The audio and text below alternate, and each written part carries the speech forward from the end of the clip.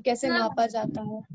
हाँ, तो हम लोग इंटेलिजेंस को कैसे एसेस करते हैं, इसके बारे में जानकारी लेंगे। तो इंटेलिजेंस को मेजर करने के क्या टेक्निक्स हैं, क्या क्या टूल्स हैं आज के डेट में हमारे पास अवेलेबल है, ये मुख्य हमारा जो इस जो ये विषय, ये जो चैप्टर है, मुख्यतः हमें इस विषय पर ही फोकस करना है। लेकिन चूंकि इसको जो टूल्स के बारे में जानने से पहले जरूरी है कि इसके बैकग्राउंड को हम समझे, ये टूल्स कैसे डेवलप हुए। तो इसी मतलब कि दौरान हमने सबसे पहले इसके बैकग्राउंड में देखा कि सबसे पहले अगर इंटेलिजेंस पर किसी ने सर्वप्रथम काम किया तो नाम आया किसका, गाल्टन साहब का, फ्रांसिस गाल्टन साहब का, ठीक है ना। तो फ्रांसिस गाल्टन साहब का हमने उसको कंट्रीब्यूशन भी देखा। फ्रांसिस गाल्टन साहब जो थे बहुत सारे क्षेत्र में उन्होंने अच्छा काम किया है।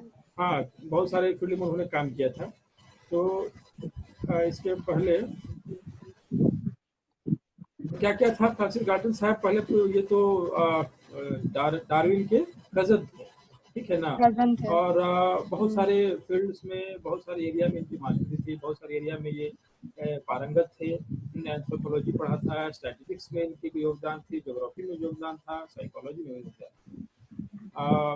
जहाँ तक हम लोग जानते हैं कि जो फिंगरप्रिंट्स जो आज हम देखते हैं, फिंगरप्रिंट्स का जो चलन है, व्यक्ति को आइडेंटिफिकेशन के रूप में इसको यूज किया जाता है, इसका भी सर्वप्रथम जो इसके बेहतर हैं, खोज करने वाले हैं, वो गाल्टन साहब, ठीक है ना।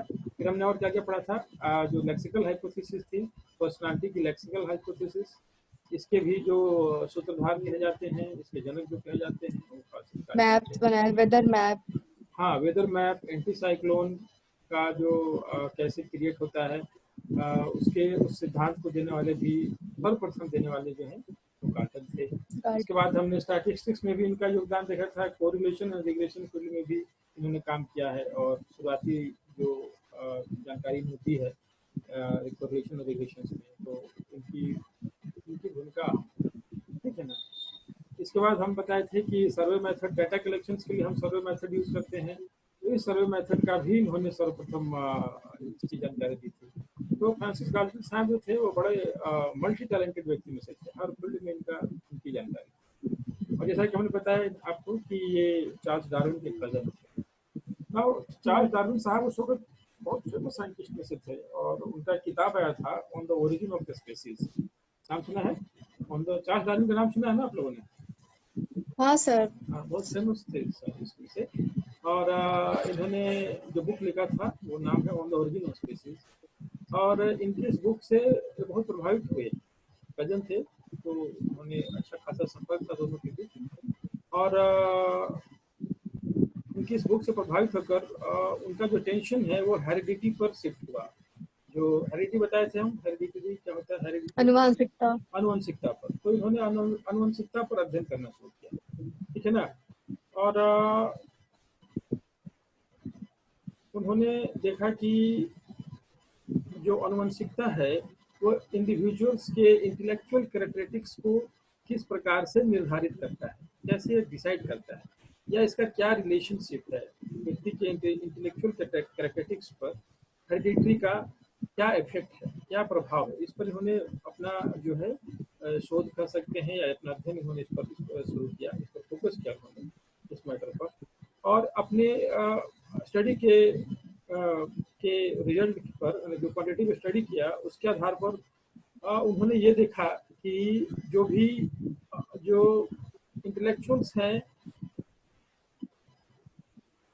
वो इंटेलेक्चुअल एबिलिटी जो है वो इनहेरिटेड है, यानी कि वंशानुगत है, या एक वंश से, मतलब वंश की परंपरा में, हाँ ये वंशानुगत है, वंश से चलता आ रहा है, ट्रांसफर हो रहा है व्यक्ति से एक वंश, मतलब जो एक पीढ़ी से दूसरी पीढ़ी है, तो ये इनहेरिटेड है। इन्होंने इनकी जो इनिशियल जो इस पर स्टडी था, तो इन्होंने इंटेलेक्चुअलिटी को इनहेरिटेड देखा, ठीक है ना। इन्होंने बहुत सारे जो प्रोमिनेंट इंडिविजुअल थे उस वक्त के, जो बहुत जानकार व्यक्ति कर सकते हैं, उस वक्त के जो सबसे ज्यादा बुद्धिमान व्यक्ति कर सकते हैं, उन लोगों पर उन्होंने अध्ययन किया और देखा कि ये जो विशेष का जो कैरेक्टरिस्टिक्स है, ये जो इंडिविजुअल्स की जो इंटेलेक्चुअल एबिलिटी है, यह उनको अपने पूर्वजों से मिली। माँ बाप से मिली है, हाँ, ये उनके पूर्वजों। इनहेरिटेड है, आनुवंशिकता पर मिली है। पूर्वजों, उनके पूर्वज भी, कहने का मतलब ये है कि उनके पूर्वज भी इंटेलेक्चुअल्स थे, उनके पूर्वज भी हाईली इंटेलेक्चुअल थे। तो यह जो सर उतना तो नहीं, बट थोड़ा बहुत तो हम लोग देखते ही है कि माँ बाप के गुण बच्चों में आते हैं। हाँ, माँ बाप के गुण बच्चों में आते हैं। तो चूंकि फिजिकल जैसे कि फिजिकल कैरेक्टरिस्टिक्स जो है वो इनहेरिटेड होता है।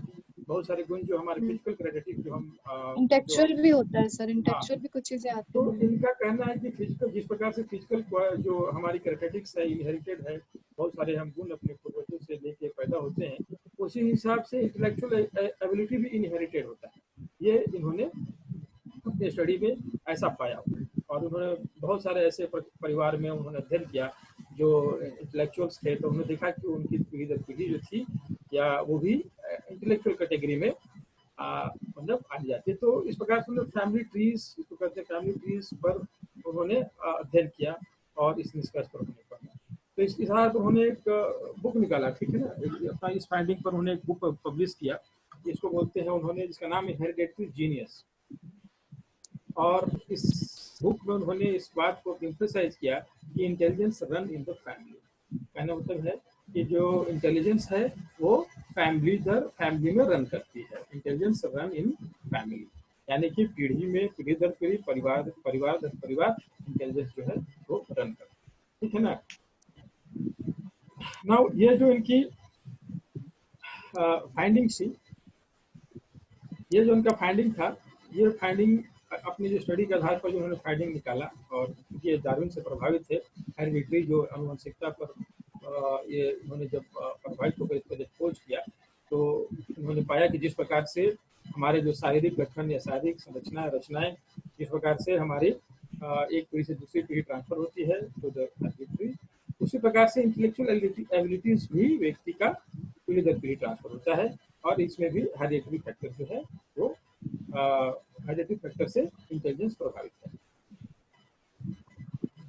इस theory, based on this theory, इस थ्योरी के आधार पर उन्होंने ना इस थ्योरी को उन्होंने फिर रियल लाइफ में कहा कि इसको अप्लाई किया जाना चाहिए, ठीक है ना।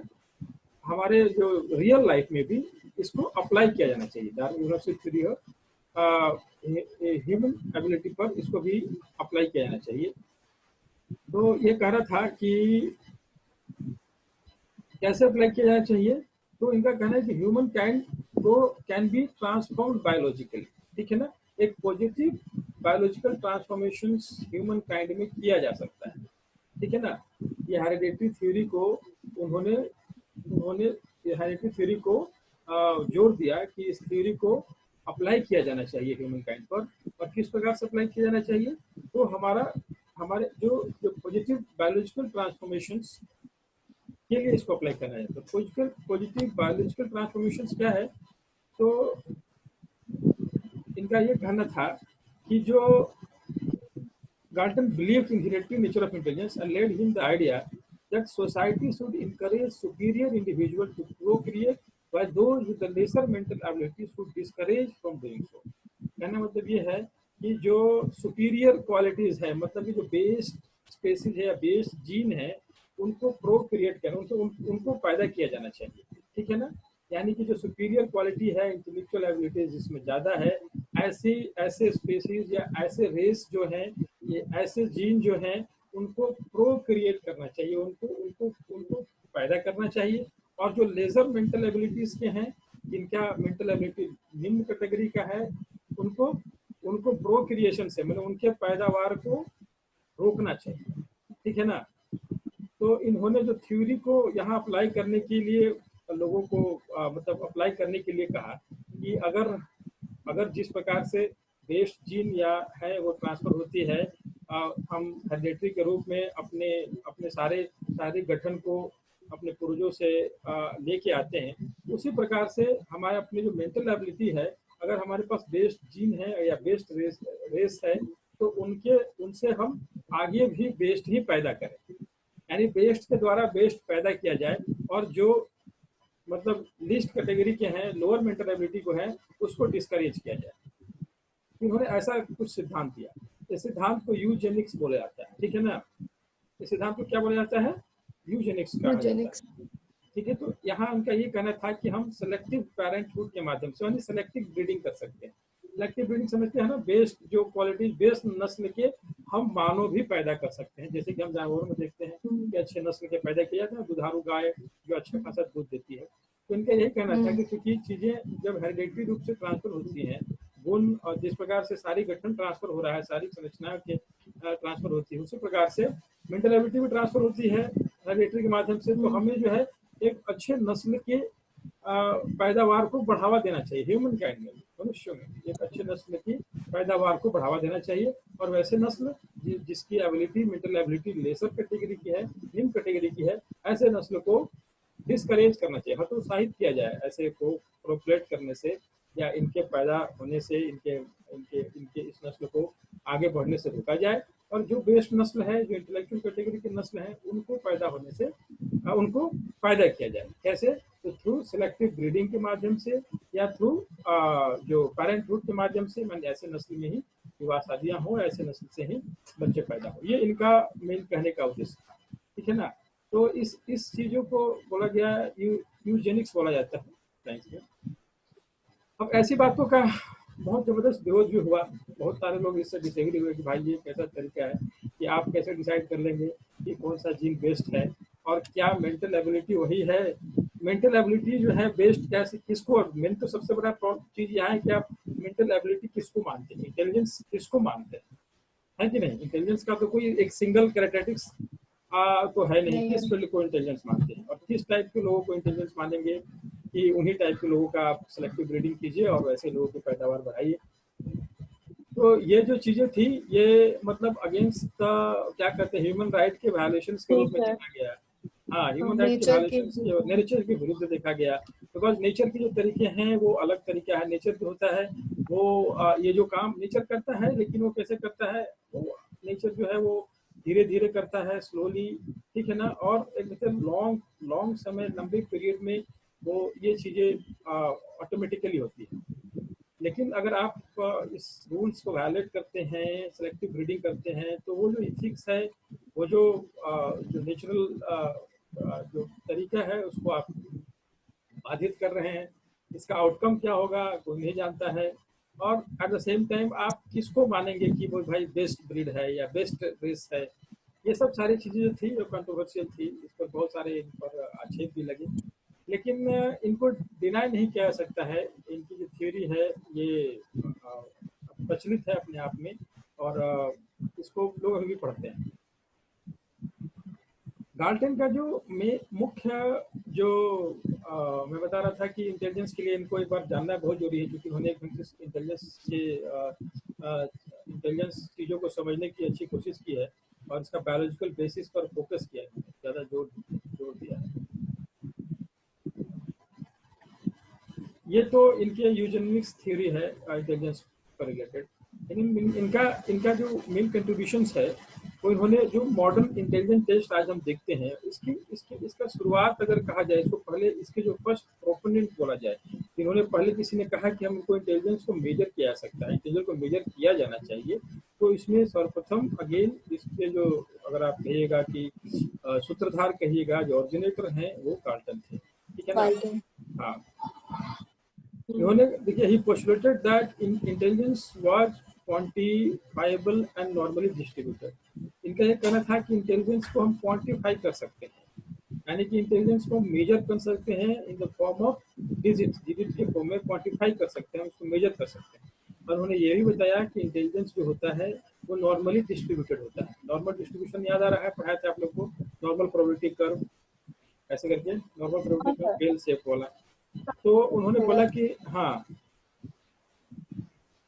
तो नॉर्मल प्रोबेबिलिटी कर्व का क्या बताए थे कि मेजॉरिटी ऑफ जो पीपल हैं वो जो है वो एवरेज के आसपास लाई करेंगे, और उसके बाद एक्सट्रीम में जब जाएंगे तो पॉपुलेशन क्या होता है, उसकी संख्या कम होने लगती है। तो इंटेलिजेंस को उन्होंने इसी फॉर्म में देखा, बोला कि मेजॉरिटी ऑफ पीपल जो है, जो इंटेलिजेंस जो है लोगों में,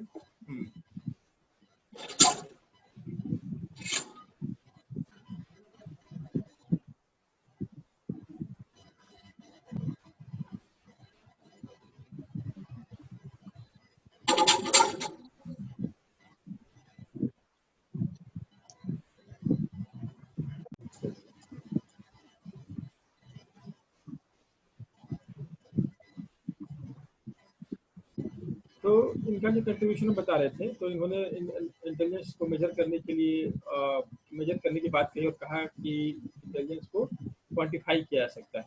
और इन्होंने टेक्निक सर्वप्रथम यूज किया है वो इंटेलिजेंस को मेजर करने के लिए, वो रिएक्शन टाइम टेस्ट होते हैं। रिएक्शन टाइम टेस्ट मतलब कि कितना फास्ट जो है व्यक्ति जो है रजिस्टर आइडेंटिफाई करता है स्टिमुलस को, जैसे साउंड हुआ या कोई अदर ऐसे स्टिमुलस हो, वो कितना फास्ट अगर कोई व्यक्ति उसको रजिस्टर करता है, कितना फास्ट उसको आइडेंटिफाई करता है, उसके हिसाब से इन्होंने इंटेलिजेंस को मेजर किया। अपने जमाने में उस समय में इन्होंने एक ये तरीका अपनाया था इंटेलिजेंस को मेजर करने के लिए। तो हम यहाँ देखते हैं फ्रांसिस गाल्टन का जो कंट्रीब्यूशन था particularly field of psychology and particularly इसके लिए इंटेलिजेंस में, तो ये ऐसे व्यक्ति थे जो सर्वप्रथम इन्होंने इंटेलिजेंस को क्वांटिफाइबल है ऐसा कहा, और उसको मेजर किया जा सकता है, इसको मेजर करना चाहिए, इस बात की इन्होंने कहा।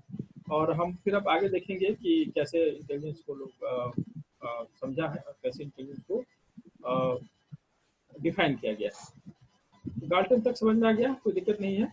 yes, sir. अब हम आगे पढ़ेंगे कि अदर थ्योरीज जो है इंटेलिजेंस से रिलेटेड, इन्होंने इनके बारे में सर पढ़े थे, स्पीयरमैन चार्ल्स है ना, कोई स्पीयरमैन की इंटेलिजेंस से रिलेटेड भी इनका नाम आता है। तो इंटेलिजेंस की जो थ्योरी है, इसमें हमेशा से एक वो रहा है, मतलब क्या कर रहे हैं, एक लड़ाई रही है कि क्या इंटेलिजेंस कोई एक सिंगुलर है या इंटेलिजेंस प्लूरल है, यानी इंटेलिजेंस कोई एक सिंगल थिंग है या इंटेलिजेंस मेनी थिंग्स है। ठीक है ना? इस बात पर हमेशा मतलब साइकोलॉजिस्टों के बीच मतभेद रहा है। किसी ने कहा कि इंटेलिजेंस मतलब सिंगल इंटेलिजेंस, बुद्धि मतलब सिर्फ बुद्धि होती है, और बहुत लोगों ने कहा कि नहीं, ये सिंगल एस्पेक्ट नहीं है, बुद्धि का मतलब मेनी थिंग्स है, इससे बहुत सारे एस्पेक्ट्स हो सकते हैं इंटेलिजेंस के। तो इसी हिसाब से थ्योरीज भी हैं क्या कहते हैं इंटेलिजेंस के। इसमें सर्वप्रथम जो थ्योरी है हम उसमें देखेंगे चार्ल्स स्पीयरमैन का थ्योरी। किसका थ्योरी है? चार्ल्स स्पीयरमैन का। और इसकी थ्योरी को बोलते हैं हम लोग टू फैक्टर थ्योरी। और उन्होंने बोला है कि नाम से लग रहा है टू फैक्टर, लेकिन उन्होंने एक फैक्टर को ज्यादा बल दिया। ठीक है ना? इसलिए intelligence is a one thing. Intelligence उन्होंने क्या बोला है, सिर्फ सिंगल चीज होता है, एक ही चीज होता है। In 1990, Charles Spearman proposed a theory. Intelligence is a singular characteristics. Spearman labeled this characteristics G for the general intelligence. Argue that it represents a person's global overall intellectual ability. ठीक है? तो इन्होंने बताया कि बुद्धि जो है वो सिंगुलर नेचर की है, यानी कि बुद्धि कहने का मतलब कि एक ही चीज है और वो है इंटेलिजेंस। ठीक है ना? और इन्होंने इसको कहा कि इसको लेबल किया जनरल इंटेलिजेंस के रूप में, और उसको बोला जी फैक्टर। क्या बोला उन्होंने? जी। नाम क्या रखा इसका? जी फैक्टर, जनरल इंटेलिजेंस बोला। इसको उन्होंने क्या बोला? जनरल इंटेलिजेंस, और उसको उन्होंने जी जो वर्ड है उससे इंडिकेट करते हैं। और उन्होंने बोला कि ये जो जी है यह व्यक्ति का ग्लोबल ओवरऑल इंटेलेक्चुअल एबिलिटी है, यानी कि हमारी ओवरऑल एबिलिटी जो है वह जी है, यानी सिंगल फैक्टर है, जी फैक्टर है, जो हमारे इंटेलिजेंसिया को गवर्न करता है, हमारे इंटेलिजेंसिया का एक मुख्य फैक्टर है। ठीक है ना? समझ में आ रहा है? तो चार्ल्स स्पीयरमैन ने जो थ्योरी दी है, उस थ्योरी के हिसाब से इन्होंने जो जी फैक्टर बोला, जनरल इंटेलिजेंस बोला, और यह जनरल इंटेलिजेंस उनके हिसाब से ग्लोबल ओवरऑल इंटेलेक्चुअल एबिलिटी को दर्शाता है। एक व्यक्ति के अंदर पूर्ण जो है उसको ओवरऑल इंटेलेक्चुअल एबिलिटी जो है वह उसको उन्होंने क्या कहा? जी कहा। ठीक है ना? अब ये इस निष्कर्ष पर कैसे पहुंचे कि आदमी के पास एक जी फैक्टर ही होता है, ओवरऑल जो है इंटेलिजेंस या एबिलिटी जो है, ओवरऑल इंटेलेक्चुअल एबिलिटी ही ग्लोबल इंटेलेक्चुअल कह सकते हैं, ओवरऑल इंटेलेक्चुअल एबिलिटी होता है। तो उन्होंने क्या किया कि उन्होंने बहुत सारे एबिलिटीज जो है स्पेसिफिक एबिलिटीज को मेजर किया, ठीक है ना। बहुत सारे एरिया में व्यक्ति के एबिलिटीज को उन्होंने मेजर किया, एकेडमिक एबिलिटीज को, सेंसरी डिस्क्रिप्टिव एबिलिटीज को, ठीक है ना। उन्होंने बहुत सारे टेस्ट लिए लोगों के, बहुत सारे फील्ड से रिलेटेड टेस्ट लिए, बहुत सारे फील्ड से रिलेटेड व्यक्तियों का टेस्ट लिया, ठीक है ना। और उसमें पाया कि सबों के बीच पॉजिटिव कोरिलेशन है, ठीक है ना। उन्होंने बहुत सारे टेस्ट अप्लाई किए लोगों पर, लोगों की मेंटल एबिलिटी को जज करने के लिए वेराइटीज ऑफ डिफरेंट एरियाज के से रिलेटेड टेस्ट लिया उन्होंने। और जब उस टेस्ट का उन्होंने आकलन किया तो उन्होंने पाया कि इन सारे टेस्ट में पॉजिटिव कोरिलेशन है। पॉजिटिव कोरिलेशन का मतलब ये है कि अगर व्यक्ति किसी एक टेस्ट में बढ़िया किया है तो लगभग सारे टेस्ट में बढ़िया किया है, अगर किसी एक टेस्ट में उसने एवरेज किया है तो लगभग सारे टेस्टों में उसने एवरेज किया है, अगर किसी एक टेस्ट में उसने पुअर किया है तो लगभग सारे टेस्ट में पुअर, ठीक है ना। तो ये जो है उनको ये पॉजिटिव कोरिलेशन मिला, ठीक है, समझ में आ रहा है। चार्ल्स स्पियर्समैन ने व्यक्तियों के डिफरेंट टाइप के एबिलिटीज को टेस्ट किया और टेस्ट के रिजल्ट में उन्होंने पाया कि there is a positive correlation among them, यानी कोरिलेशन है। हाँ, तो एक में अच्छा किया है तो सभी में अच्छा किया हाँ, है। एक साथ उठते हैं, एक साथ गिरते हैं। पॉजिटिव कोरिलेशन हमने यही देखा है।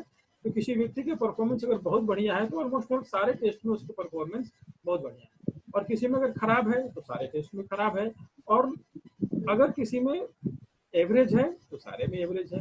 Now based on this result उनको लगा कि इन सारी चीजों को कोई एक फैक्टर है जो गवर्न कर रहा है, यानी कोई ऐसा फैक्टर है जो इन सारों को गवर्न कर रहा है, यानी सारों में कॉमन है, तभी तो जाके वो सारे चीजों में बढ़िया कर रहा है कि नहीं। तो उन्होंने इस फैक्टर को, यानी कि ये जो कोई सिंगल फैक्टर है वो सबकी सभी चीजों में लाई करता है, सभी चीजों में, सभी सारे जो एबिलिटीज के जो हम डिफरेंट एबिलिटीज की बात कर रहे हैं या डिफरेंट उसमें तो वो सारे में ये है, ये सारे में अवेलेबल है। तो इसको उन्होंने जी फैक्टर माना, समझ में आ रहा है। इसको उन्होंने क्या माना, जी फैक्टर माना। यानी कि अगर एक व्यक्ति बेहतर है सभी चीजों में, अगर एक चीज में बेहतर है तो ऑलमोस्ट उसके बहुत सारी चीजों में वो बेहतर परफॉर्म कर रहा है। इसका मतलब ये है कि कुछ ऐसी चीजें हैं, कुछ ऐसा फैक्टर है जो उन सारों को गवर्न कर रहा है या उन सारों में अवेलेबल है, ठीक है ना। इंटेलिजेंसिया का या इंटेलिजेंट का वो कुछ ऐसा फैक्टर है जो उन सारों में, उन सारे एक्टिविटीज में, उन सारे एबिलिटीज में अवेलेबल है, और इसको उन्होंने कहा क्या कहा, जी फैक्टर का, जी फैक्टर। हाँ।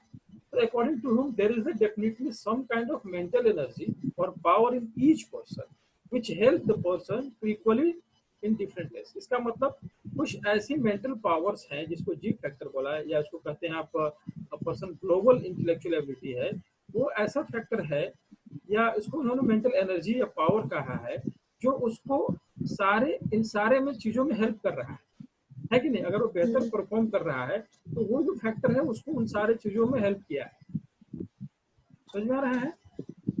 यानी कि वो उसकी जो मानसिक शक्ति या जो उसकी मेंटल एनर्जी जो है, वह मेंटल एनर्जी उसको उन सारे क्रियाकलापों में, उन सारे एबिलिटीज में, जो एक्टिविटीज में जिसका वो टेस्ट लिया है, उन सारों में उसको वो हेल्प कर रहा है, समझ में आ रहा है ना।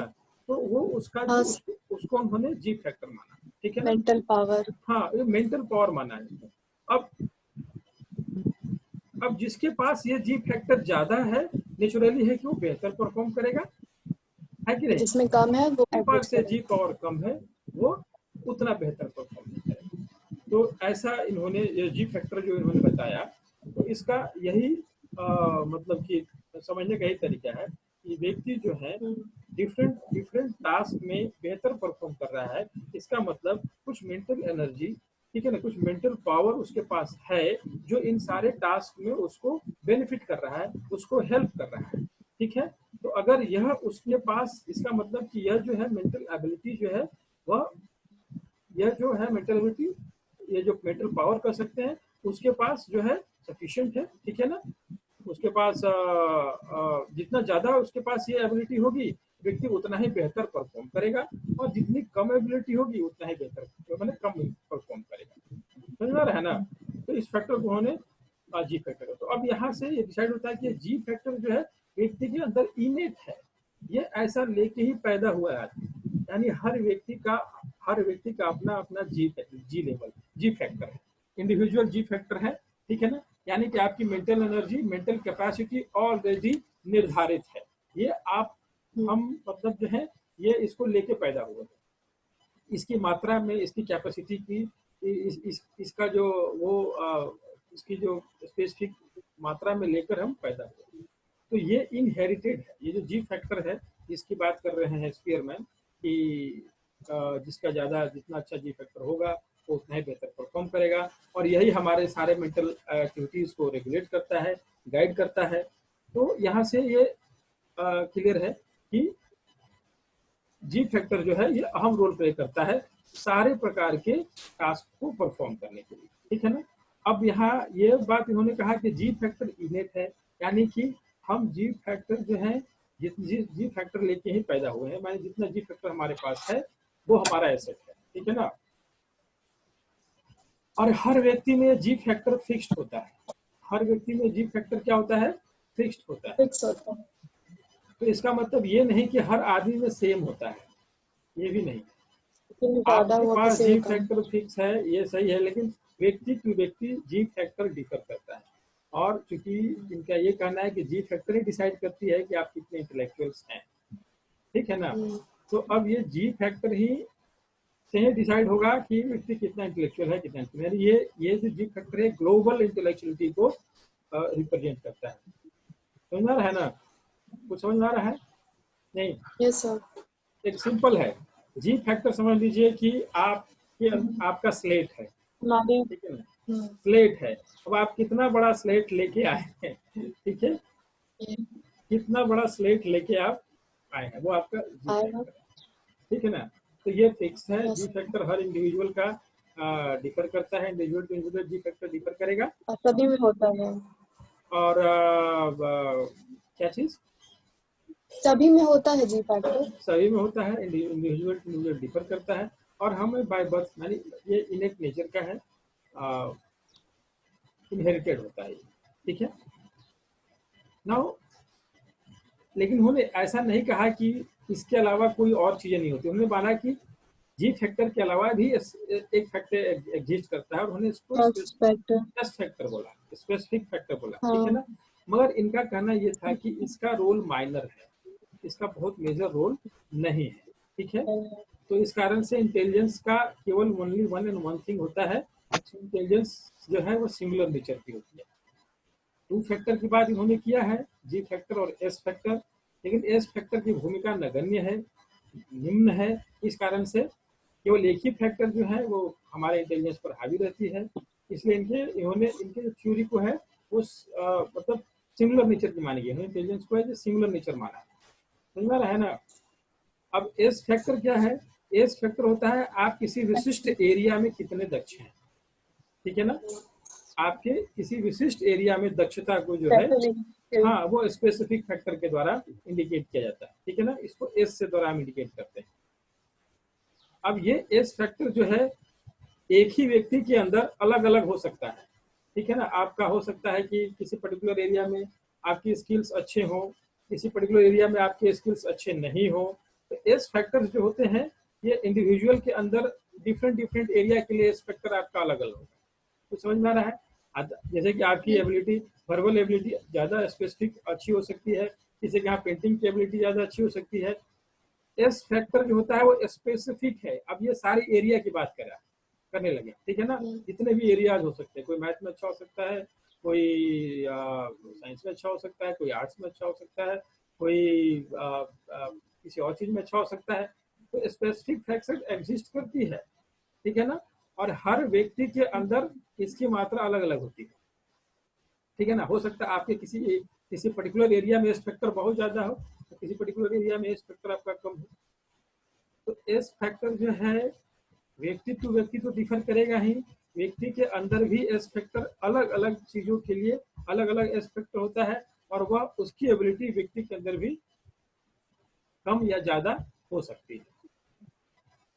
तो समझ में आया नहीं?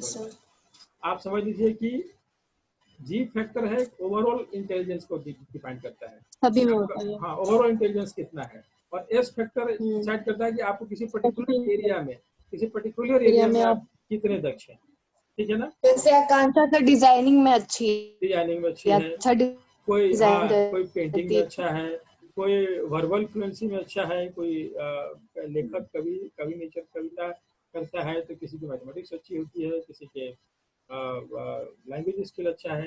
तो ये डिफरेंट एरियाज हो सकते हैं, इसको इन्होंने एस फैक्टर माना है। व्यक्ति टू व्यक्ति ये डिफर करता है, और व्यक्ति के अंदर भी अलग अलग चीज़ों की दक्षता अलग अलग होती है, ठीक है ना। कोई अगर बढ़िया इस फील्ड में है तो इस फील्ड में थोड़ा कम हो सकता है, ये एस फैक्टर है। तो इन्होंने ये बोला कि एस फैक्टर का उतना रोल नहीं है जितना बड़ा रोल जी फैक्टर का है। तो ऐसा इन्होंने क्यों कहा, जी फैक्टर का रोल ज्यादा है एस फैक्टर का। मैं एक इसका एग्जांपल दूंगा। आप एक स्लेट समझ लीजिए कि आप कितने बड़ा स्लेट लेके पैदा हुए, ठीक है ना। अगर आपके पास बहुत बड़ा स्लेट है तो इसमें आप बहुत सारी चीजों को लिख सकते हैं, ठीक है ना, उसमें आप बहुत सारी चीजों को डाल सकते हैं। लेकिन स्लेट ही छोटा है तो उसमें आप बहुत सारी चीजों को डाल नहीं सकते हैं, नहीं है कि नहीं। तो जो आपका स्लेट है कहिए, या पेज कहिए, या जो ब्लैंक चीजें जो दी गई है, वो आपका जी फैक्टर है कि आप कितना वो लेके पैदा हुए। और एस फैक्टर है कि आपने उसमें कितना रंग भरा है, कितना कलर भरा है, किस क्षेत्र में आप अच्छे हो, किस क्षेत्र में आपने उसको डाला है। तो एस फैक्टर बहुत हद तक आपके प्रैक्टिस पर, आपके एक्सपीरियंस पर डिपेंड करता है। जी फैक्टर जो है आपका प्रैक्टिस एक्सपीरियंस पर डिपेंड नहीं करता, या आप लेके, हाँ, आप इन्हें है जी, आपको कितना आपके पास वो एबिलिटी, मेंटल एनर्जी आपके पास है, मेंटल कैपेसिटी है। अगर किसी के पास बहुत ज़्यादा मेंटल कैपेसिटी है, जी फैक्टर ज़्यादा है, और किसी पर्टिकुलर एरिया में बहुत अच्छा काम भी कर रहा है, तो उसके पास ब्रॉडन होने क्षमता को विस्तार करने की, उसकी एबिलिटीज को विस्तार करने की जबरदस्त क्षमता होगी। लेकिन जी फैक्टर ही कम है, और आप मेहनत चाहे लाख कितना भी वो करें, आप उतना ज़्यादा विस्तार उसको आप नहीं कर सकते, समझ में आ रहा है ना। तो जी फैक्टर जो है आपके ओवरऑल मेंटल एबिलिटी को निर्धारित करता है, और एस फैक्टर जो है वो स्पेसिफिक एरिया में आपकी जो एक्सेलेंस। मेरे पास 2 डंडे दिख रहे हैं नेटवर्क के, इसीलिए कट जा रहा है। तो यही स्पीयरमैन का थ्योरी था। देखिए इसमें थ्योरी में इन्होंने बताया है, देखिए सारे डिफरेंट एबिलिटीज को दिखाया जा रहा है ना, mechanical abilities, verbal abilities, numerical abilities, special, पर इन सब में एक फैक्टर कॉमन है, और वो क्या है, जी फैक्टर। हाँ। तो जितना ज्यादा मेंटल एनर्जी होगा व्यक्ति के अंदर, उतना ही अच्छा वो व्यक्ति अलग अलग क्षेत्र में अच्छा होगा। हाँ, अलग अलग क्षेत्र में अच्छा परफॉर्म करेगा, ठीक है ना। ये 4 से स्पीयरमैन है। 2 फैक्टर थ्योरी उन्होंने बताया। फर्स्ट फैक्टर को जी बताया, सेकंड फैक्टर को एस बताया। क्लियर है ये? हाँ सर इसको सेंड करिएगा ना। हाँ, इसको सेंड करेंगे, ठीक है ना। हाँ ये अच्छा है। आज इतना ही रहने देते हैं, ठीक है। ऑलमोस्ट ऑल खत्म होने वाला है हम लोग का टाइम भी, ठीक है। तो आप करें सर इसी टाइम पे ना 1 बजे ना।